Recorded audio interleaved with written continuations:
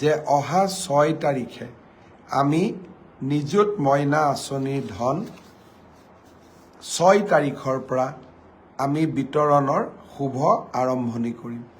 মই আজি পুনৰ দোহাৰিছোঁ যে অহা 6 তাৰিখে প্ৰত্যেকটো বিধানসভা সমষ্টিত অনুষ্ঠিত হ'বলগীয়া এখন সুন্দৰ সভাৰ মাজেৰে আমি নিযুত মইনা আঁচনিৰ শুভা আৰম্ভণি কৰিম। এই মাহত আমি সকলো ছাত্ৰীক একোখনকৈ ড্ৰাফ্ট দিম আৰু অহা মাহৰ পৰা অৰ্থাৎ নৱেম্বৰ মাহৰ পৰা এই ধন ডিবিটি যোগে সকলো ছাত্ৰীৰ এই আঁচনিত যোগ্য বুলি বিবেচিত হোৱা প্ৰতিগৰাকী ছাত্ৰীৰ বেংক একাউণ্টলৈ আমি ট্ৰান্সফাৰ কৰিম।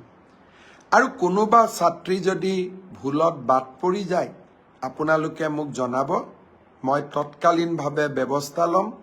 মই বিশ্বাস কৰোঁ যে উচ্চতৰ মাধ্যমিকত প্ৰথম বৰ্ষত নামভৰ্তি কৰা ছাত্ৰী, স্নাতক পৰ্যায়ত নামভৰ্তি কৰা প্ৰথম বৰ্ষৰ ছাত্ৰী আৰু বিশ্ববিদ্যালয়ত নামভৰ্তি কৰা প্ৰথম বিভাগৰ ছাত্ৰী সকলোৱে এই আঁচনিৰ হিতাধিকাৰী ৰূপে যোগ্য। কোনোবাই যদি এই আঁচনিৰ পৰা বাদ পৰিছে আমাক নিশ্চয় জনাব।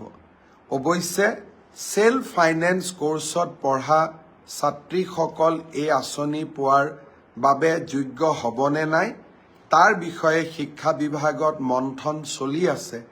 সেইবাবে সেল্ফ ফাইনেন্সত পঢ়া ছাত্ৰীসকলক কিছু দিন অপেক্ষা কৰিবৰ বাবে মই অনুৰোধ জনাম যে অহা 6 তাৰিখে আমি নিযুত মইনা আঁচনিৰ ধন 6 তাৰিখৰ পৰা আমি বিতৰণৰ শুভ আৰম্ভণি কৰিম।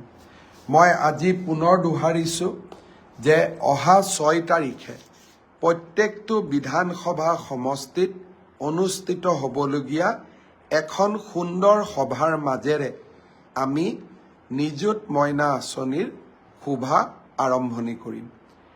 এই মাহত আমি সকলো ছাত্ৰীক একোখনকৈ ড্ৰাফ্ট দিম আৰু অহা মাহৰ পৰা অৰ্থাৎ নৱেম্বৰ মাহৰ পৰা এই ধন ডিবিটি যোগে সকলো ছাত্ৰীৰ এই আঁচনিত যোগ্য বুলি বিবেচিত হোৱা প্ৰতিগৰাকী ছাত্ৰীৰ বেংক একাউণ্টলৈ আমি ট্ৰান্সফাৰ কৰিম।